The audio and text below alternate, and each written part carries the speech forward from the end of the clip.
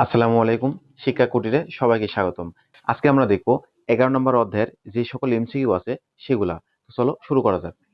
দেখো, প্রথমে তোমাদের বলা আছে কি যে একটি দ্রব্যের ক্রয় মূল্য ইস্টু বিক্রয় মূল্য ইকুয়াল দেওয়া আছে কি যে 5:6 হলে শতকরা লাভ কত। তো দেখো, এখানে যেহেতু আমাদের জানা নেই, তাহলে আমরা প্রথমে কি করব যে ধরি যে ক্রয় মূল্য কতটুকু। ক্রয় মূল্য কি হবে? দেখো, দেওয়া আছে কি ক্রয় মূল্য ফার্স্টে, এখানে কি আছে 5 ফার্স্টে, তার মানে কি হবে এটা 5x। আর কি হবে বিক্রয় মূল্য কি দেওয়া আছে যে বিক্রয় মূল্য ছিল পরেরটা 6, তাহলে কি হবে এটা 6x। তাহলে লাভ কতটুকু হবে? দেখো, আমরা জানি লাভ মানে কি যে বিক্রয় মূল্য বিয়োগ ক্রয় মূল্য, অর্থাৎ 6x মাইনাস কত 5x, অর্থাৎ x। তাহলে এটা হচ্ছে আমাদের লাভ। তোমাকে বলছে কি যে শতকরা লাভ কত হবে। শতকরা লাভ কত হবে? তো দেখো, শতকরা লাভটা কি, শতকরা লাভ সমান কি যে লাভ ভাগ ক্রয় মূল্য, ক্রয় মূল্য গুণন কত 100%। এটা বোঝা গেছে? তো তাহলে দেখো লাভ কি আছে, এক্স ভাগ ক্রয় মূল্য কত ছিল 5x গুণন 100%। তো এক্স এক্স কাটা, এটা যদি কাটি তাহলে আমরা কত হয় 20%। তাহলে অ্যান্সার হবে আমাদের কত 20%। এই যে ক নাম্বারটা হবে আমাদের অ্যান্সার। 2 নম্বর দেখো, বলছে রহিম ও করিমের বর্তমান বয়সের অনুপাত 5:3। রহিমের বয়স 25 বছর হলে করিমের বয়স কত। তো তখনকার মতন আমরা এটাও জানি না যে এখানে আসলে কার বয়স কত। তো আমরা আগের মতোই ধরবো যে ধরি রহিমের বয়স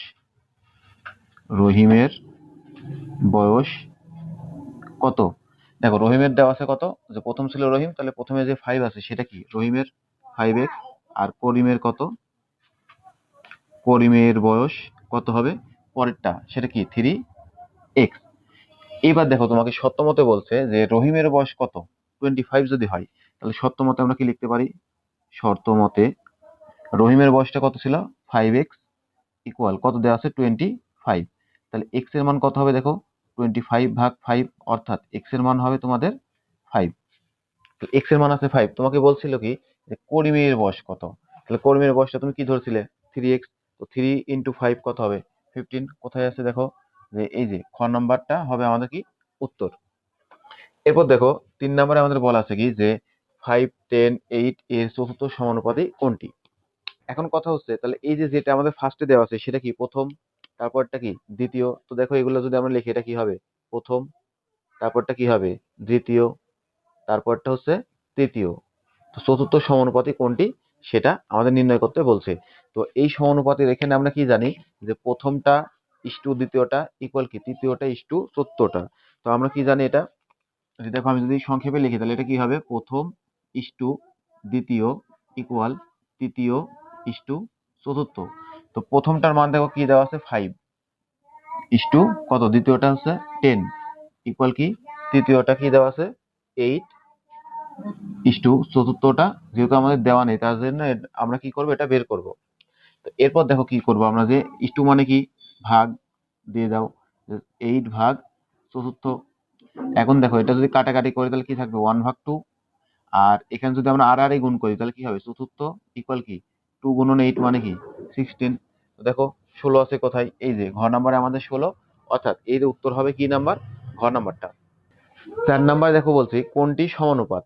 তো সমানুপাতের অর্থ হচ্ছে আমাদের এই যে এটা একটা অনুপাত, এটা একটা অনুপাত। তো দুইটা অনুপাত যখন আমাদের একই রকম হবে তখন সেটা হয় আমাদের সমানুপাত। তো দেখো, আমরা যদি এটা দেখি তাহলে 1/2 আর এখানে কি আছে 3/4, এই দুটা কি কখনো সমান আছে? সমান নাই, যার কারণে এটা কি সমানুপাত নয়। এবার দেখো 2/5 আর এখানে কি আছে 6/15। তো এটা যদি আমরা কাটাকাটি করি, দেখো তাহলে এখানে কত হয়, যদি আমরা এখানে 3 দ্বারা কাটি তাহলে 2 থাকে আর নিচে কত থাকে 5 থাকে। তো দেখো এটা আমার মিলে গেছে। তো খ নাম্বার যদি আমরা অ্যান্সারটা দেখি তাহলে কি আছে দেখো আমাদের, যে 2:5 ইকুয়াল যে 6:15। তো এটা যদি আমরা যেভাবে ভাগ করি তাহলে দেখো এটা এখানে কি 6/15। তো উভয় মানে উপর লব এবং হরকে যদি আমরা 3 দ্বারা কাটি তাহলে দেখো কি হবে, 3 দ্বারা কাটলে 2 থাকে, 3 দ্বারা কাটলে 5 থাকে। তো এই যে দেখো আমার এইটা আর এই অনুপাতটা কি হচ্ছে সমান, অর্থাৎ এটা হচ্ছে আমাদের কি সমানুপাত। তাহলে পরেরটা তুমি দেখো, এগুলো যদি কাটাকাটি করো এটাও হবে না, এটাও হবে না। তাহলে এটা হচ্ছে আমাদের কি সেই নির্ণেয় সমানুপাত। নিচের কোনটি ক্রমিক সমানুপাত? এই যে এইটা একটা ভালো গুরুত্বপূর্ণ প্রশ্ন, যেটা তোমাদের এই অধ্যায় থেকে যদি এমসিকিউ আসে তাহলে এটা আসে সম্ভাবনা সব থেকে বেশি, মানে যদিও সবগুলোই আমরা কি দেখছি যে এগুলো আসে সম্ভাবনা সব থেকে বেশি, বিধায় তো এগুলো আমরা দাগিয়েছি, তারপরেও এটা কি আর একটু বেশি গুরুত্বপূর্ণ। তো বলছে ক্রমিক সমানুপাতিক। ক্রমিক মানে কি পাশাপাশি, ওই যে আমরা শিখছি না যে ক্রমিক সংখ্যা মানে কি 1 2 3 4 এগুলো। তো দেখো, তো ধরো তোমার যদি তিনটা ক্রমিক হয় তাহলে কি সেটা কি ধরলাম আমি এ বি সি, এটা যদি হয় তো আমার ক্রমিক সমানুপাতি হওয়ার শর্ত হচ্ছে, এটা শর্ত হবে তোমার কি যে B square equal A C. এর অর্থ কি? এর অর্থটা হচ্ছে মাঝেরটার বর্গ সমান কি হবে ফার্স্টের এবং লাস্টেরটার গুণফলের সমান। তো দেখো, আমার ক্রমিক সমানুপাতে কি আছে, মাঝেরটা আছে 2, তাহলে 2 এর উপর স্কোয়ার করলে কত হবে 4, আর 1 আর 8 গুণ করলে কি হবে 8। তাহলে এটা মিলতেছে না, তার মানে 1 নাম্বারটা হবে না। এটাতে আসো, 3 এর উপর স্কোয়ার করলে কি হবে 9, আর এই ফার্স্টেরটা এবং লাস্টেরটা গুণ করলে কত হবে 18, মিলতেছে না। 12 এর উপর স্কোয়ার করলে কত হবে 144, আর এটা গুণ করলে এটা তো অনেক বেশি হয়ে যাবে, মিলতেছে না। এখন এটাতে আসো, দেখো 6 এর উপর স্কোয়ার করলে কি হবে 36, 4 নং 36, হ্যাঁ এটা হবে। দেখো এই সত্যটা আমার মানতেছে। তো যদি আমরা এখানে কল্পনা করি যে দেখো এখানে আমাদের কি কি দেওয়া ছিল ঘ নম্বরে, যে 4 6 9, তো এটাকে যদি আমরা এ ধরি, এটাকে যদি আমরা বি ধরি, আর এটাকে যদি আমরা সি ধরি, তো দেখো আমার সত্য কি ছিল বি স্কোয়ার, তার মানে কি 6 এর উপরে স্কোয়ার অর্থাৎ কি 36, আবার কি ছিল এসি, এসি মানে কি যে এসি মানে কি দেওয়া আছে দেখো 4 × 9, তাও কত হবে 36। দেখো দুই ক্ষেত্রে আমার কি আসতেছে 36, অর্থাৎ ক্রমিক সমানুপাতে হবে আমাদের হচ্ছে ঘ নাম্বার 4 6 9। 6 নম্বরে বলা আছে কি যে 3m+n/n-m = 9 হলে m/n এর মান কত? এটা জাস্ট নর্মালি তোমরা ক্যালকুলেশন করে দিবে তাহলেই হবে। দেখো তাহলে আমাদের কি দেওয়া আছে, দেখো যে 3m+n ভাগ কত, যে n - m কি দেওয়া আছে 9। তো এখন যদি আমরা আড়াআড়ি গুণ করে দিই তাহলে কি হবে, n নিচে কিছু নয় মানে 1 আছে, তো গুণ করলে 3m+n এই 9 দ্বারা গুণ করলে কি হবে 9 ইন্টু কি হবে যে দেখো n - m, তো ক্যালকুলেশন করলে কি হয় 9m - 9m, এখন কি হয় 3m+n, এটা তো তাই না। তো এখন সবগুলা একই পাশে আনো, তো এখানে কি আছে দেখো 3m, m গুলাকে এপারে আনলে কি হবে +9m = 9n, ওই পার নিয়ে গেলে কি হবে -n, তো ক্যালকুলেশন করলে কি হয় 12m = 8n। আমার চাইছিল কি, দেখো বলছিল যে m/n, অর্থাৎ m এর মানটা ভাগ n এর মানটা লাগবে। তার মানে m দেখো এটা আছে না, তাহলে আমরা ক্যালকুলেশন করি, দেখো এখানে আনো যে কি হবে m, এই যে এনটা কি আছে গুণ, এ পাশে আসলে কি হবে ভাগ, ইকুয়াল, এরপর আগে থেকে ছিল 8, এই 12টা কি ছিল গুণ, ওই পাশে গেলে কি হবে ভাগ। তাহলে এই যে দেখো আমরা কি পাচ্ছি যে m/n, ভাগকে আমরা ইস টু এ কার লিখতে পারি, আর এখানে যদি আমরা 4 দ্বারা কাটি তাহলে কি হবে 2, আর যদি এখানে 4 দ্বারা কাটি তাহলে কি হবে 3, তাহলে কি হচ্ছে যে 2:3। 2:3 কোথায়, এই যে 2:3, তার মানে খ নাম্বারটা হচ্ছে আমাদের অ্যান্সার। এরপর দেখো বলছে যে একটি দ্রব্য 20% ক্ষতিতে বিক্রয় করা হলে ক্রয় মূল্য ও বিক্রয় মূল্যের অনুপাত কোনটি? তো আমি কি জানি যে আমার এটার হচ্ছে কত ইয়া ছিল, ক্রয় মূল্য ছিল জানি না, তো আমি কি করব ধরি ক্রয় মূল্য 100, ধরি ক্রয় মূল্য, ক্রয় মূল্য কি হবে 100, কারণ কি এটা ধরলে আমাদের জন্য সুবিধা হয়।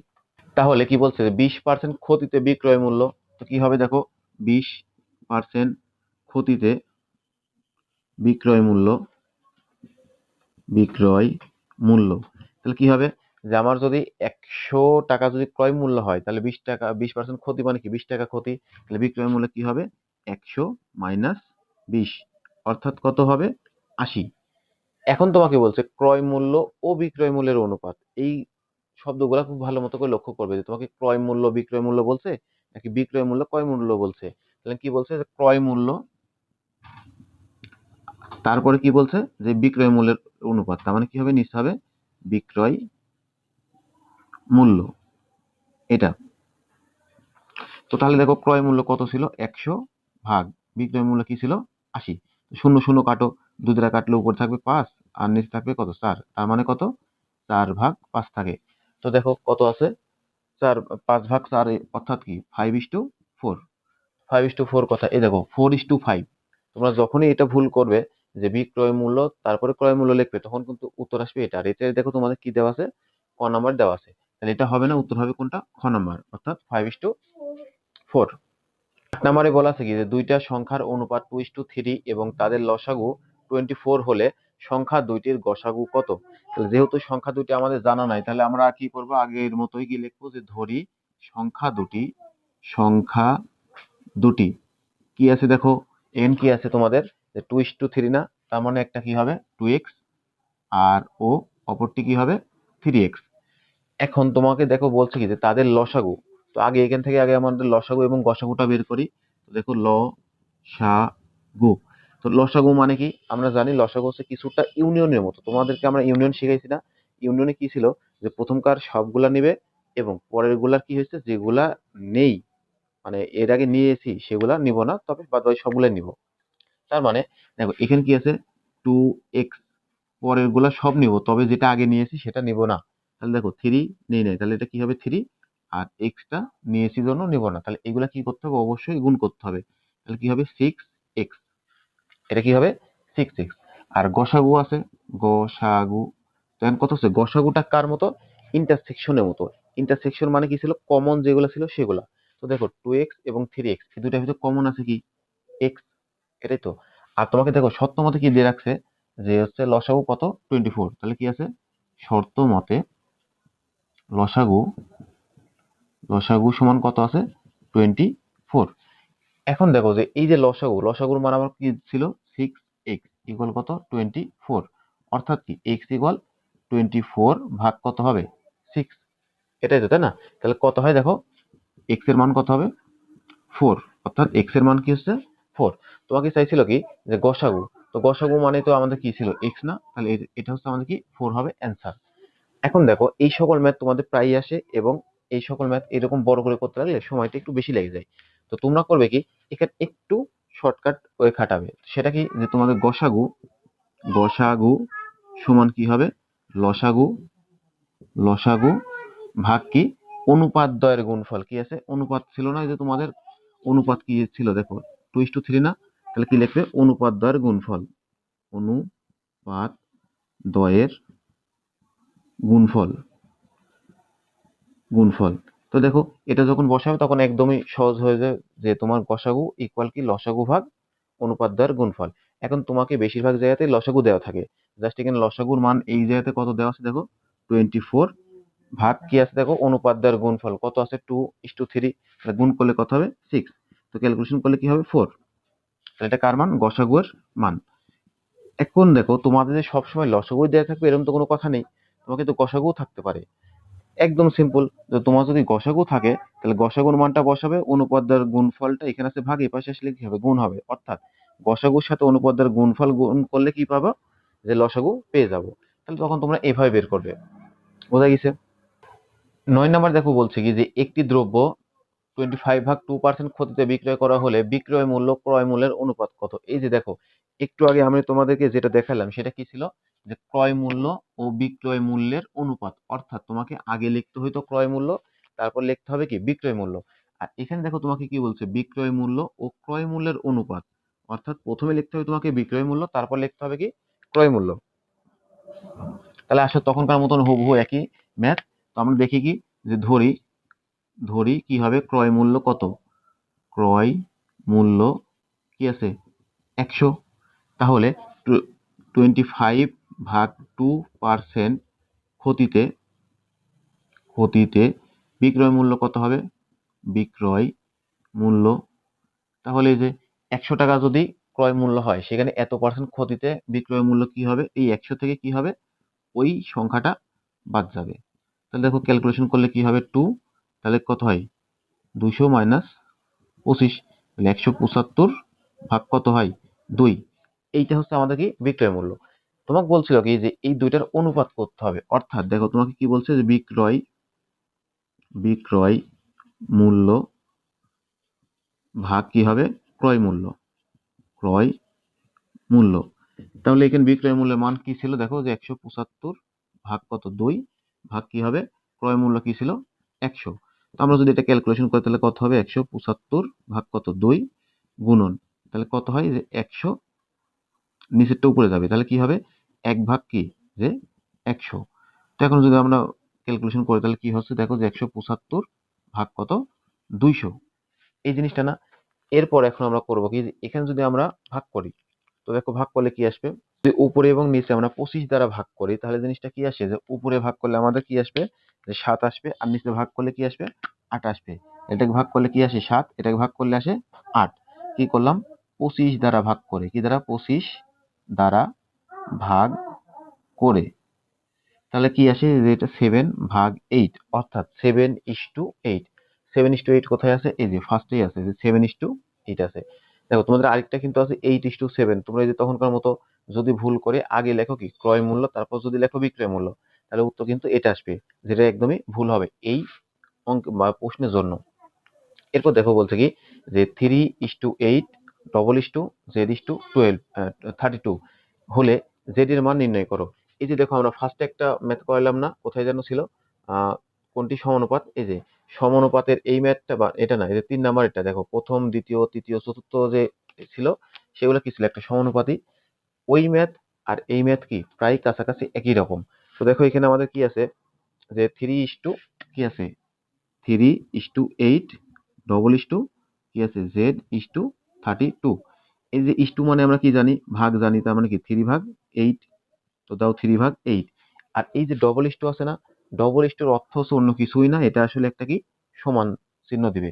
তাহলে কি হবে দেখো Z/32। এরপর দেখো নিচের 8 দ্বারা যদি মানে উভয় পক্ষে যদি আমি 8 দ্বারা গুণ করি তাহলে এটা চলে যায়, আর এখানে কি হয় 4 থাকে। গুণ করলে কি হবে যে 3×4 = 12, অর্থাৎ জেড এর মান কত হবে 12। তো দেখো 12 কোথায় আছে, এই যে গ নাম্বার, অর্থাৎ গ নাম্বার হবে আমাদের কি উত্তর।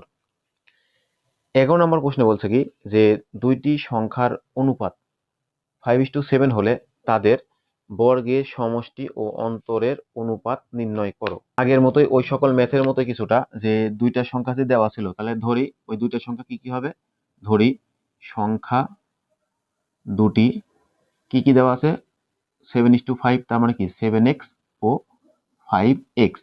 এখন তোমাকে সত্য মতে বলছিল কি যে তাদের বর্গের সমষ্টি, সত্য মতে কি বলছে যে বর্গের সমষ্টি, তাহলে কি হবে যে বর্গের সমষ্টি ভাগ কি হবে যে অন্তরের সমষ্টি, তাদের বর্গের সমষ্টি ও অন্তরের অনুপাত নির্ণয় করো। তার মানে কি অন্তর মানে কি যে বর্গের অন্তর, এই দুইটার অনুপাত মানে কি ভাগ। তো দেখো এই যে দুইটা সংখ্যা ছিল এই দুইটা কি হবে বর্গের সমষ্টি, তার মানে কি 7x এর উপরে কি হবে বর্গ, 5x এটার উপর কি হবে বর্গ। তো দুইটার বর্গ কি হবে সমষ্টি, অর্থাৎ কি হবে প্লাস, ভাগ এই দুইটার কি হবে দেখো আবার একইভাবে এটার উপর স্কোয়ার, তারপর কি হবে 5x এটার উপরে স্কোয়ার, মানে কি দুইটার বর্গ তাদের কি হবে অন্তর, এইটা।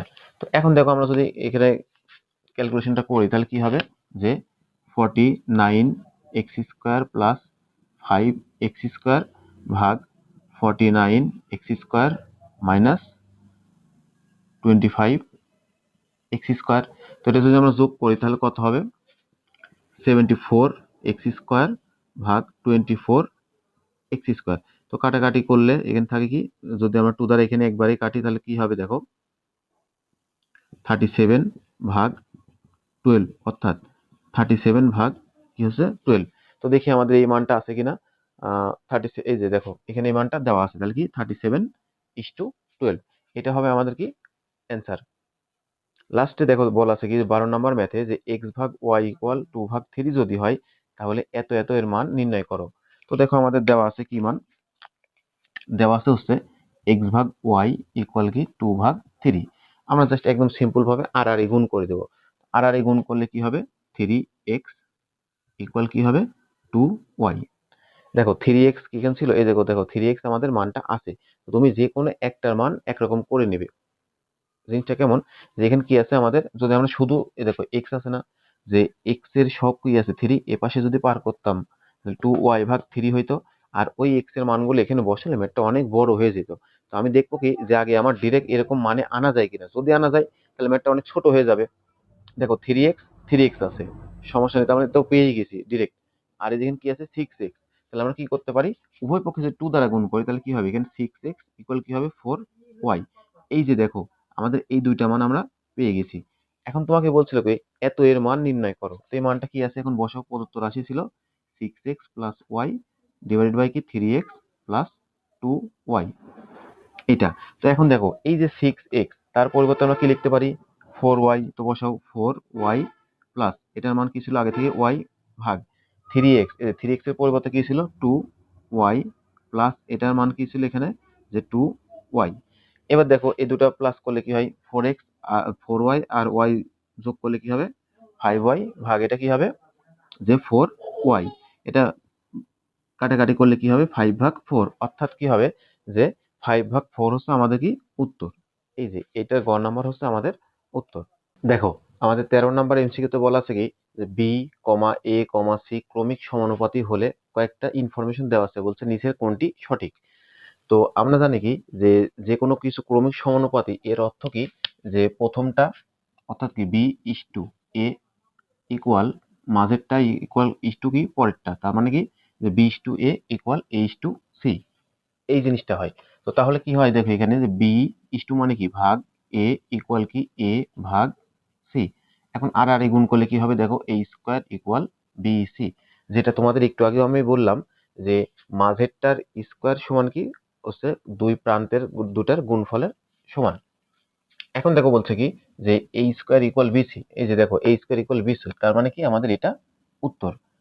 খ নম্বরে মানে 2 নম্বরে বলা আছে কি যে বি ভাগ এ ইকুয়াল সি ভাগ এ। দেখো বি ভাগ এ ইকুয়াল এ ভাগ সি, সি ভাগ এ না, তার মানে এটা আমাদের হবে না। আর এখানে দেখো আছে কি যে এ প্লাস বি ভাগ এ মাইনাস বি, অর্থাৎ এই যে এখানে যদি আমরা দেখি যে এখান থেকে আমরা কি লিখতে পারি দেখো এই যে এই দ্বিতীয় রাশিটা মানে দ্বিতীয় লাইনটা যেটা আছে সেটাকে যদি আমরা এখানে আনি তাহলে জিনিসটা কেমন হবে যে বি ভাগ এ ইকুয়াল এ ভাগ সি। যেহেতু এখানে আমাদের কি আছে এটা আছে প্রথমে, তাহলে আমার কি আনতে হবে এটা উপরে আনতে হবে, অর্থাৎ এখন যদি আমরা ব্যস্তকরণ করি তাহলে জিনিসটা দেখো কি আসবে যে এ ভাগ বি ইকুয়াল সি ভাগ এ। এই যে দেখো আমাদের ফার্স্টে বা উপরে এসেছে কি এ। এখন আমাদের কি লাগবে এ প্লাস বি ভাগ এ মাইনাস বি, অর্থাৎ এই যে যোজন বিয়োজন করবো, তার মানে এ প্লাস বি ভাগ কি এ মাইনাস বি। তো এখানে যোজন বিয়োজন করলে কি হবে যে সি প্লাস এ ভাগ সি মাইনাস এ। তো দেখো আমাদের মানটা কি এসে সি প্লাস এ ভাগ সি মাইনাস এ, অর্থাৎ এটাও হবে। তাহলে উত্তর কোনটা 1 ও 3, 1 ও 3 কোথায় আছে দেখো গ নাম্বার, অর্থাৎ উত্তরটা হবে কি গ নাম্বার। এরপর দেখো বলছে কি যে এ কমা B comma c comma D যদি ক্রমিক সমানুপাতি হয় তাহলে নিচের কোনগুলো সঠিক।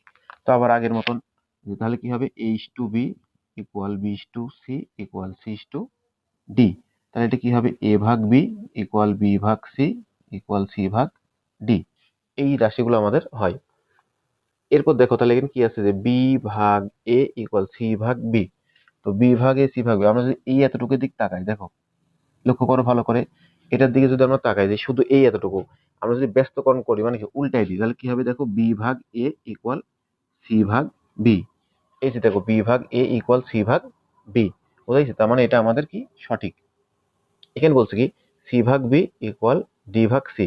তো সি আর বি কোথায় আছে এই যেখানে, এই পরের এতটুকুর দিকে যদি আমরা তাকাই দেখো তাহলে কি হয় জিনিসটা যে বি ভাগ সি। এখানে যদি আমরা উল্টাই দিই তাহলে কি হবে আমাদের যে সি ভাগ বি ইকুয়াল ডি ভাগ সি। এই যে সি ভাগ বি ইকুয়াল ডি ভাগ সি, তার মানে এটা উত্তর কি হবে সঠিক। আর এখান থেকেও কি আছে এ ভাগ বি ইকুয়াল বি ভাগ সি ইকুয়াল সি ভাগ ডি, অর্থাৎ এই যে দেখো এটা তো আমরা এখান থেকেই লিখছিলাম এই যে এ ভাগ বি ইকুয়াল বি ভাগ সি ইকুয়াল সি ভাগ ডি, তার মানে এটাও আমাদের সঠিক। অর্থাৎ এটার উত্তর কি হবে, তিনটাই হবে আমাদের কি উত্তর। তারপর দেখো বলছে যে এ কমা বি কমা সি ক্রমিক সমানুপাতি হলে নিচের কোনটি সঠিক। তো এই যে আগের মতোই যে যদি ক্রমিক সমানুপাতি হয় তাহলে মাঝেরটার স্কোয়ার হবে প্রান্তের দুইটার গুণফলের সমানুপাতিক, অর্থাৎ বি স্কোয়ার ইকুয়াল কি হবে এসি, বি স্কোয়ার এসি। এই যে দেখো বি স্কোয়ার ইকুয়াল এসি, অর্থাৎ খ নম্বর হবে উত্তর। এখানে বলছে কি একটি বর্গের বাহুর দৈর্ঘ্য দ্বিগুণ করা হলে তার ক্ষেত্রফল কত গুণ কি হবে বৃদ্ধি পাবে। দেখো কত গুণ বৃদ্ধি পাবে এই কথাটা উল্লেখ রাখো, তোমরা এখানেই ভুল করবে। তাহলে কি হয় যে আমরা জানি কি বর্গের বাহুর দৈর্ঘ্য কি এ অথবা এক্স। তো ধরো বর্গের বাহুর দৈর্ঘ্য যদি এক্স হয় তাহলে বর্গের ক্ষেত্রফল কি হবে? এক্স স্কোয়ার, তাই না? যদি বর্গের বাহুর দৈর্ঘ্য হয় এক্স, তাহলে তার ক্ষেত্রফল হবে এক্স স্কোয়ার। এখন তোমাকে বলছে কি যে বাহুর দৈর্ঘ্য দ্বিগুণ। তো বাহুর দৈর্ঘ্য দ্বিগুণ মানে কি দেখো, যে বাহুর দৈর্ঘ্য আগে ছিল এক্স, তাহলে পরে হবে কি 2x, আর ক্ষেত্রফল কি হবে 2x, তার উপরে কি হবে স্কোয়ার, অর্থাৎ কি হবে 4x স্কোয়ার। তাহলে এই যে কি হবে 4x স্কোয়ার। তোমরা অনেকেই ভুলটা করবে কি, যে এখানে যেহেতু 4x স্কোয়ার দেখছো, তোমরা দিবে কি 4 গুণ, আর যে 4 গুণ দিবে তারটাই ভুল হবে। কারণ কি দেখো, তোমাকে যদি প্রশ্নটা এরকম করতো যে আমার বাহুর দৈর্ঘ্য দ্বিগুণ করলে ক্ষেত্রফল কত গুণ হবে, তখন হয়তো 4 গুণ। কিন্তু তোমাকে ওটা বলছে, তোমাকে বলছে কতটুকু বৃদ্ধি পাবে। তো বৃদ্ধি পাওয়া মানে কি দেখো, আমার পরে হয়েছে 4x স্কোয়ার, আর আগে ছিল কি শুধু এক্স স্কোয়ার। তো এই দুটো বিয়োগ করলে কি হবে 3x স্কোয়ার। তো এক্স স্কোয়ারটা কি ছিল আগেরটা, অর্থাৎ আগেরটার কত গুণ, 3 গুণ। তো এই যে এটার উত্তর হবে কত গুণ, 3 গুণ। তোমাকে প্রশ্নটাকে ভালো করে বুঝতে হবে যে আমাকে বৃদ্ধি বলছে নাকি জাস্ট কত গুণ হবে সেটা বলছে। যদি গুণ হয় তাহলে হবে 4 গুণ, আর যদি বলা হয় বৃদ্ধি কত গুণ তাহলে কি হবে 3 গুণ। 17 নম্বর প্রশ্নে বলছে কি যে একটি ত্রিভুজের পরিসীমা দেওয়া আছে 36 এবং বাহুগুলোর অনুপাত দেওয়া আছে 3:4:5। ত্রিভুজটির বৃহত্তম বাহুর দৈর্ঘ্য নির্ণয় করো। আমাদের যে অনুপাতগুলো দেওয়া আছে, তাহলে দেখো আমি ধরে কি ত্রিভুজের যে তিনটা বাহু ছিল সেটা কি ছিল 3x, 4x, আর কি আছে 5x। এই তিনটা বাহু ছিল না, অনুপাত 3:4:5। তো আমি করলাম কি, এগুলা কি করলাম এক্স ধরলাম, কারণ এগুলো আমরা জানি না। আর আমরা জানি কি দেখো, ত্রিভুজের তিন বাহু সমষ্টি মানে কি তার পরিসীমা। তাহলে এই 3x, 4x আর 5x এগুলো যদি আমরা প্লাস করি তাহলে কি পাবো পরিসীমা। আর পরিসীমার মান দেওয়া আছে কত 36। তো বসাও 36। তো এগুলো যোগ করলে কত হয় দেখো, 12x ইকুয়াল কি হবে 36। তাহলে x ইকুয়াল কি হবে 36/12, অর্থাৎ x এর মান কত 3 হবে। এখন তোমাকে বলছিল কি যে ত্রিভুজটির বৃহত্তম বাহু, বৃহত্তম বাহু কোনটা দেখো, সবথেকে বড় কোনটা 5x না? তো বৃহত্তম বাহু কোনটা দেখো, বসাও বৃহত্তম বাহু। বৃহত্তম বাহু কি হবে 5x, অর্থাৎ 5 × 3 ইকুয়াল কি 15। কোথায় আছে এই যে ঘ নাম্বার। তাহলে উত্তর কোনটা হবে ঘ নাম্বার। এরপর দেখো 18 নম্বর বলা আছে কি যে h2b ইকুয়াল এত এবং b/c ইকুয়াল এত হলে h2b/c কত। আসো আমরা এই জিনিসগুলা ধাপে ধাপে সলভ করি। তো কি আছে h2b, তার মানে আমি যদি একবার লিখি তাহলে a/b ইকুয়াল কি দেওয়া আছে 3/4। আর ওখানে কি দেওয়া আছে দেখো b/c ইকুয়াল কি দেওয়া আছে 6/7। এখন তোমাকে বলছে h2b/c কত। তো দেখো এখানে b এর মান কি আছে নিচে 4, এখানে b এর মান কি দেওয়া আছে উপরে 6। তো আমি দেখতে পাচ্ছি যে আমার b এর মান দুই জায়গাতে দুই রকম আছে, তো দুই রকম থাকলে হবে না। তো আমাদের এই প্রথমটাকে বলা হয় পূর্ব রাশি, দ্বিতীয়টাকে বলা হয় উত্তর রাশি। এটা কি পূর্ব রাশি, এটা কি উত্তর রাশি। তো এর উত্তর রাশি দ্বারা এর পূর্ব রাশিকে মানে দুটাকেই গুণ, আর এর পূর্ব রাশি দ্বারা এর দুটাকেই গুণ। তাহলে দেখো আমাদের জিনিসটা সমতা হবে। কি বললাম দেখো, এখানে আগে থেকেই কি ছিল 3/4 ছিল, আর এখানে কি ছিল আগে থেকেই যে তোমার 6/7 ছিল।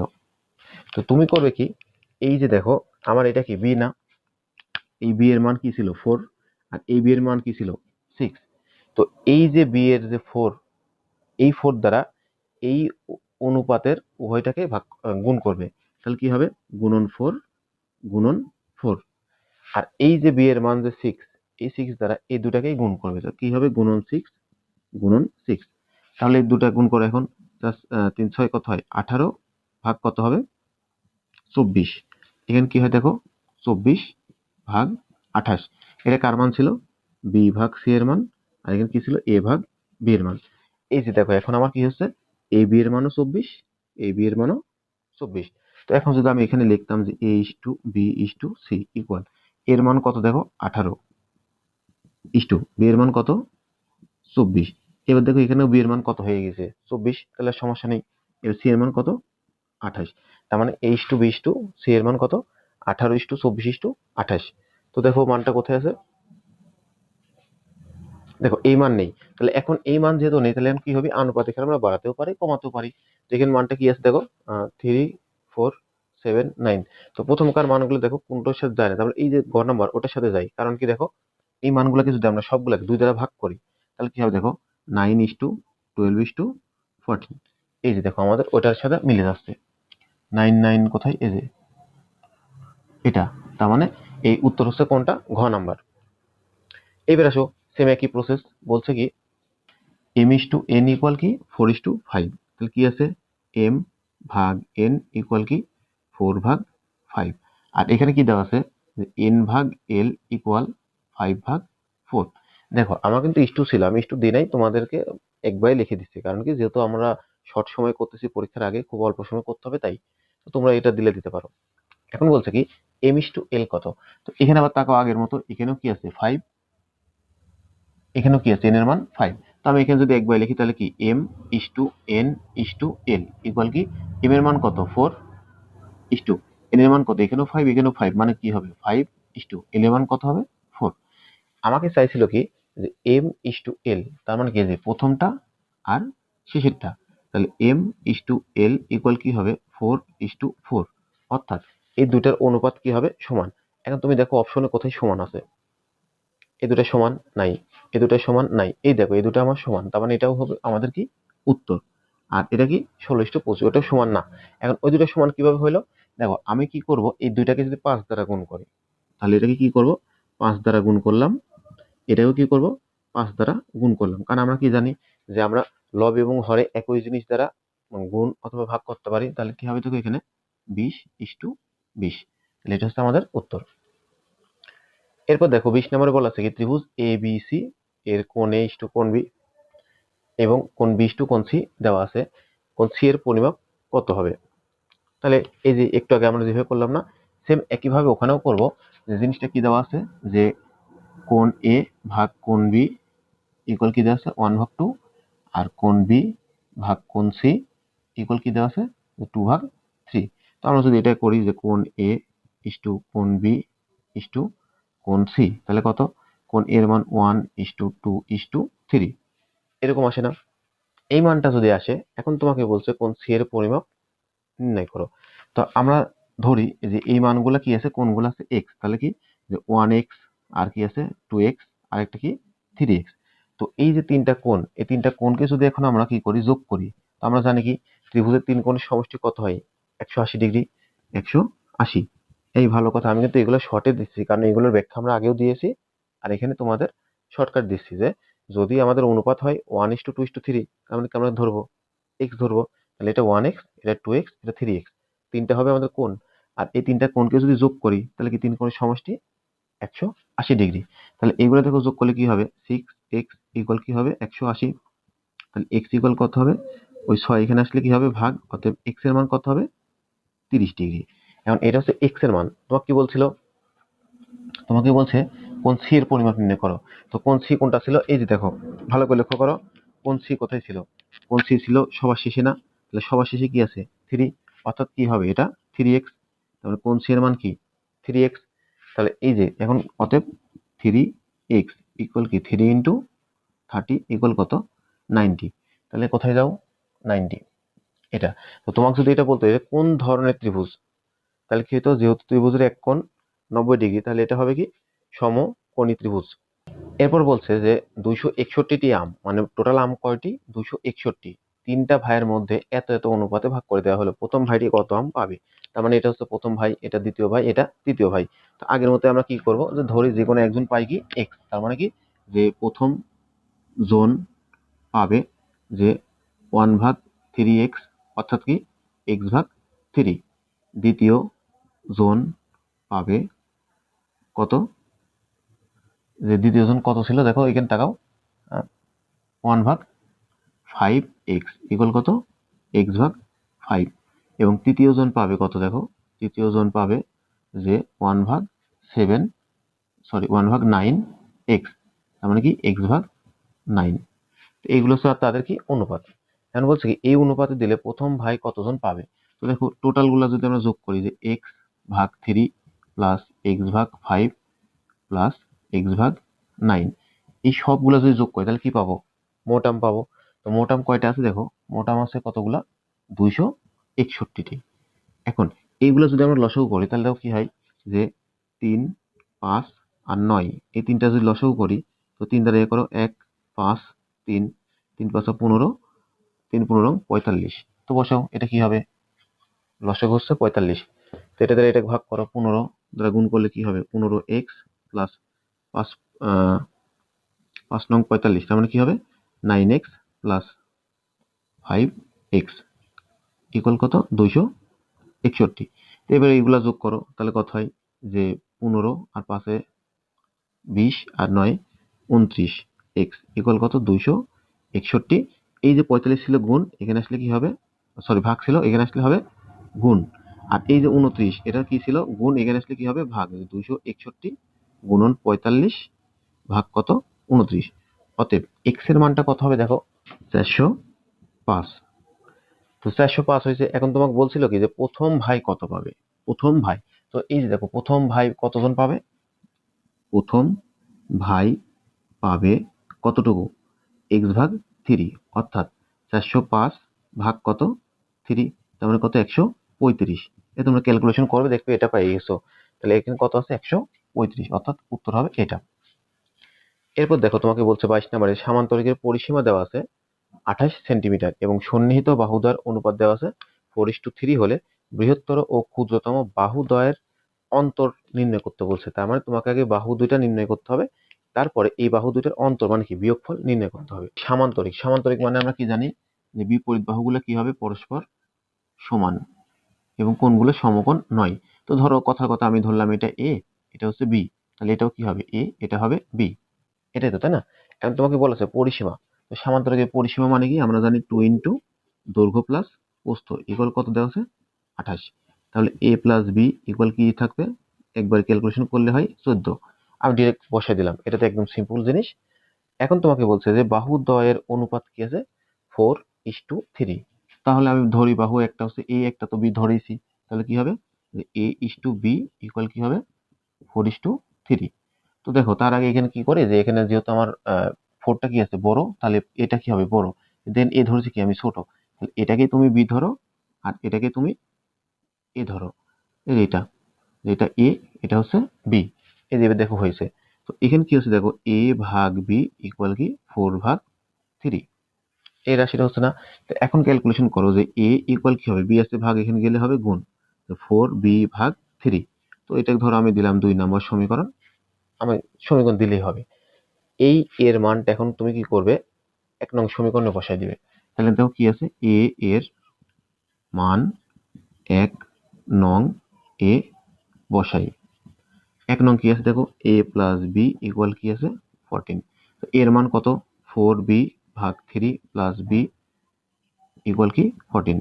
তো এটা ক্যালকুলেশন করো কি হবে 4b প্লাস 3b ইকুয়াল কি হবে 14। তো এখন দেখো এই দুটো যোগ করলে কি হবে 7b ইকুয়াল 14 গুণন কি হবে 3, এটা না? তো এখন দেখো যে এই যে বি এর সাথে কি আছে 7টা আছে কি গুণ, তাহলে এই পাশে আসলে কি হবে ভাগ। তাহলে যদি কাটাকাটি করি তাহলে কি হয় 2, তার মানে কি বি এর মান হচ্ছে 6। বি এর মান কত 6। তো বি এর মান যদি 6 হয়, আর এখন বি এর মানটা আমরা কি করব 2 নং সমীকরণে বসাবো। তাহলে দেখো বি এর মান 2 নং এ বসাই। তো 2 নং এ বসাও, 2 নংটা কি ছিল যে এ ইকুয়াল 4b ভাগ কি হবে 3। তাহলে বসাও যে 4 ইন্টু বি এর মান কত 6 ভাগ কি হবে 3, কাটাকাটি করলে 2 থাকে 8। তার মানে আমরা দেখতে পাচ্ছি যে অতএব এর মান কত 8 আর বি এর মান কত 6। এই যে দেখো আমার যে দুইটা বাহুটা ছিল এ আর বি, সেই দুইটা মান আসলে কি কি আছে যে 8 আর 6। এখন তোমাকে বলছে এই দুইটার অন্তর, অন্তর মানে কি বিয়োগফল।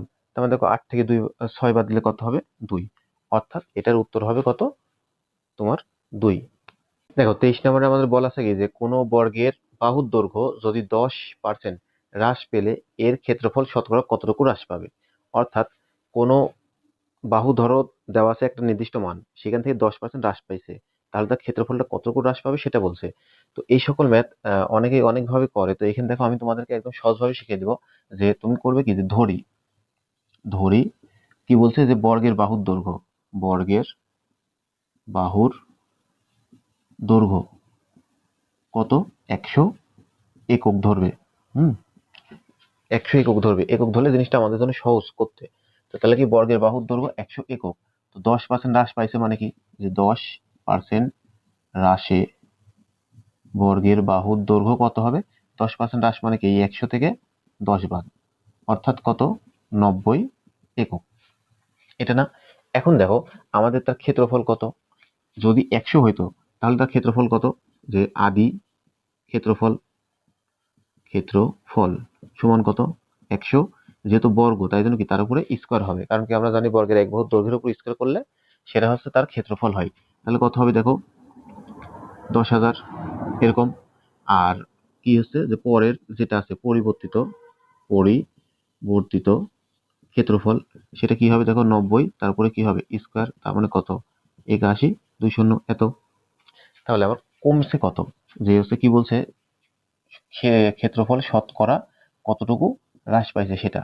তাহলে দেখো যে ক্ষেত্রফল শতকরা হ্রাস পাই, আগে নর্মালি হ্রাস পাই, দেখো কতটুকু হ্রাস পাই সেটা বের করো। যে হ্রাস পাই, তো হ্রাস পাই কতটুকু? যে আগে ছিল 10,000, বিয়োগ পরে হয়েছে কত? 8,100, তাহলে কত হবে? যে 1,900। এতটুকু আমাদের কি হয়েছে? হ্রাস পাই। আর তোমাকে যখন বলবে ক্ষেত্রফল কতটুকু হ্রাস পায়, তাহলে কি হচ্ছে? শতকরা ক্ষেত্রফল হ্রাস পায়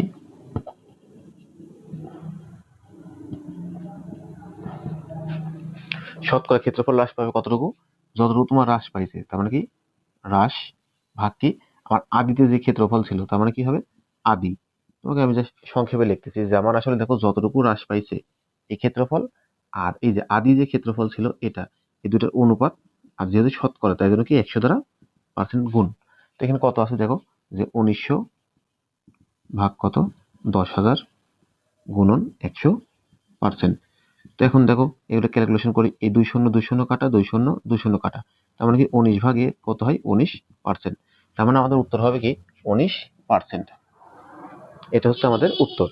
এরপর দেখো তোমাদের বলা আছে কি যে যদি কোনো বর্গক্ষেত্রের প্রত্যেক বাহুর দৈর্ঘ্য কতটুকু 20% বৃদ্ধি পায়, তবে তার ক্ষেত্রফল কত ভাগ বৃদ্ধি পাবে। এটা আর এটা হুবহু একই, জাস্ট খালি এটাতে কি হয়েছে? ক্ষেত্রফল মানে হ্রাস পেয়েছে দৈর্ঘ্য, এখানে কি হয়েছে? দৈর্ঘ্যটা বৃদ্ধি পেয়েছে। তো আমরা যদি দেখো এখান থেকেই দেখাই দিই, তাহলে জিনিসটা কেমন হবে? যে আবার আগের মতন আমরা কি ধরবো? যে এটা কি ছিল? বর্গ, এটাও কি আছে? বর্গ। তাহলে তো হয়ে গেল যে 10%-এর জায়গাতে এখন কি হবে? জাস্ট 20%। আমি জাস্ট খালি এই জায়গাগুলোতে পরিবর্তন করবো। দেখো তাহলে কি ছিল? আগের মতন ধরি বর্গের বাহুর দৈর্ঘ্য কত? 100। আর এখানে কি হবে দেখো? 20%। তো 20% এখানে কি বলা আছে? বৃদ্ধি। তাহলে এখানে কি হবে? জাস্ট খালি হ্রাসের জায়গায় কি হবে? বৃদ্ধি, বৃদ্ধিতে। তাহলে কি হবে? এখানে বৃদ্ধি মানে কি? এখানে প্লাস হবে, যে +20। তাহলে এখানে টোটাল কত হবে? যে 120।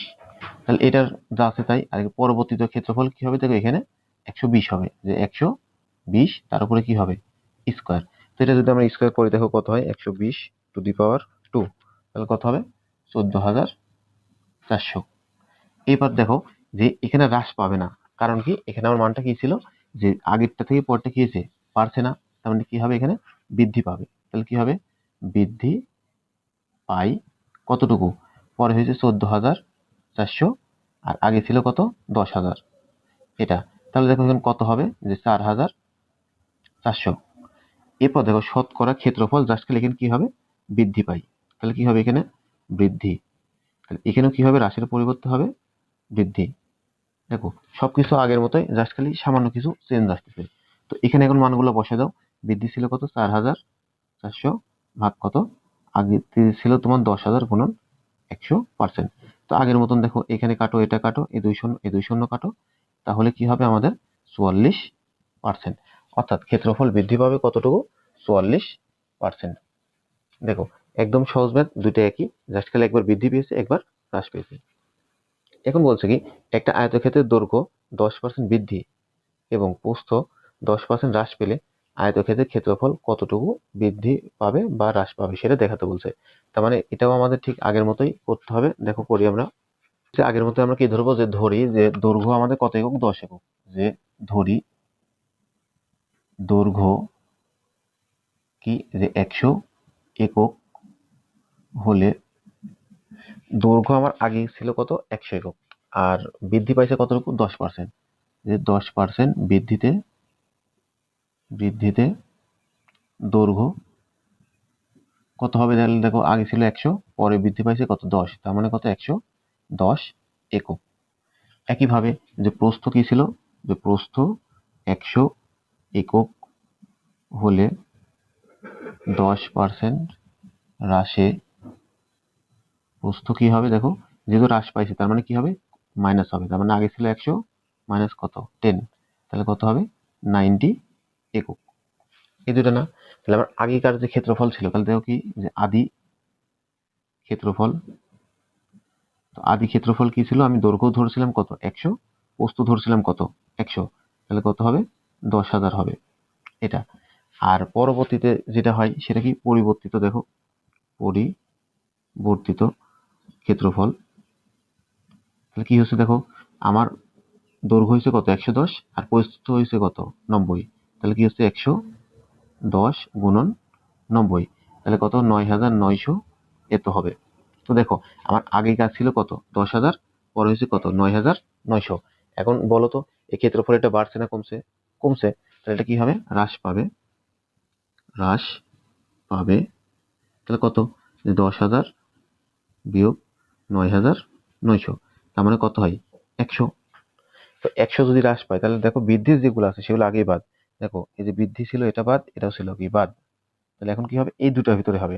তাহলে একটু আগে আমরা দেখলাম যে শতকরা বৃদ্ধি মানে কি, জাস্ট বৃদ্ধি ভাগ কি আদি গুণন কত 100। তাহলে কি হবে দেখো, বৃদ্ধি কত ছিল 100 ভাগ কত 10,000 গুণন কত 100। তাহলে এই 2 শূন্য 2 শূন্য কাটে, এই 2 শূন্য 2 শূন্য কাটে, তার মানে কত থাকে 1%। তো 1% কোথায় আছে, এই যেখানে। তাহলে আমার এটার উত্তর হবে কত 1%। দেখো এখানে আমরা কি দেখছিলাম, শুধুমাত্র হ্রাস পাই, এখানে কি দেখছিলাম বৃদ্ধি পাই, এখানে কি আছে বৃদ্ধি ও হ্রাস একসাথে দেওয়া আছে। তো তোমাকে স্যার এরকম যে কোনো একটা দিতে পারে। 26 নাম্বার দেখো বলা আছে কি যে 1 ঘন সেন্টিমিটার কাঠের ওজন কত দেওয়া আছে 7 ডেসিগ্রাম। তাহলে দেওয়া আছে কি যে 1 ঘন সেন্টিমিটার কাঠের ওজন কত 7 ডেসিগ্রাম, ডেসিগ্রাম। তো আমরা জানি কি যে 1 ডেসিগ্রাম সমান কত, যে তোমার হচ্ছে 1 ডেসিগ্রাম সমান হচ্ছে তোমার কি 1/10 গ্রাম। তার মানে কি যে 7 ভাগ যদি আমরা 10 দিই তখন সেটা কি হয়ে যাবে, এত গ্রাম হবে। তার মানে কি যে 1 ঘন সেন্টিমিটার কাঠের ওজন কত হচ্ছে 7/10 গ্রাম। এবং আমরা জানি কি দেখো, একটা আমরা জিনিসটা জানি কি যে আমরা জানি 1 ঘন সেন্টিমিটার কাঠের পানির ওজন, পানির ওজন কতটুকু মুখস্থ 1 গ্রাম। তাহলে আমরা কি জানি যে 1 ঘন সেন্টিমিটার কাঠের পানির ওজন কতটুকু 1 গ্রাম। এখন দেখো আমার চাইছিল কি যে কাঠের ওজন, অতএব কাঠের ওজন সম আয়তনের পানির ওজনের কি আছে শতকরা।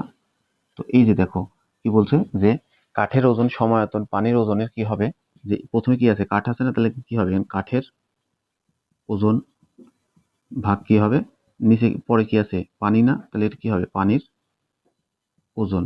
আর যেহেতু এটা তোমাকে কি চাইছিল যে শতকরা, তাই জন্য 100 দ্বারা গুণ, মানে 100% দ্বারা গুণ। এখানে কি হবে দেখো,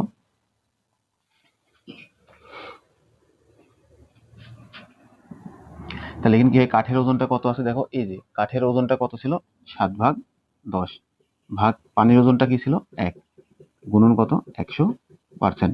তো দেখো 1 দ্বারা ভাগ করলে যা আছে তাই হয়, যে 7/10 গুণন কত 100%। তাহলে কি হয় কাটাকাটি করলে, এটা দ্বারা কাটলে একটা কত হয় 70%। অর্থাৎ এই মানটা হবে আমাদের কি 70%। এই যে এখানে দেখো 70%। এরপর দেখো তোমাকে কি বলা আছে যে কোনো মিশ্রণে পানি ও সিরাপের অনুপাত 2:3 হলে এতে শতকরা কত ভাগ পানি আছে। তো তোমার প্রথম কাজ হবে যে আমাদের অনুপাতগুলো আছে এই অনুপাতগুলোকে যোগ করা। তাহলে কি অনুপাত মোট অনুপাত সমান কি হচ্ছে 2+3 ইকুয়াল কত হবে 5। তার মানে এটা হচ্ছে আমাদের মোট। আর এখন তোমাকে বলছে কি যে শতকরা কত ভাগ পানি আছে। তো দেখো এখানে যেহেতু প্রথমে ছিল পানি পরে ছিল সিরাপ, তার মানে প্রথমে কি আছে 2, পানিটা হচ্ছে কত 2, তাহলে পানি আছে, তাহলে শতকরা পানি আছে। দেখো যেটা চাবে কি করবে তোমরা, যেটা চাবে সেটা হচ্ছে কি দিবে উপরে, ভাগ নিচে কি দিবে মোট গুণন কত, যেহেতু শতকরা তাই জন্য কি 100%। কাটলে কত হয় 5 20 100, তাহলে কত হবে 40%। তো এই যে দেখো 40%। আর এরপর দেখো তোমাদের দেওয়া আছে কি যে দুইটি সংখ্যার অনুপাত 3:4 এবং তাদের লসাগু আছে 4। তাদের লসাগু কত দেওয়া আছে?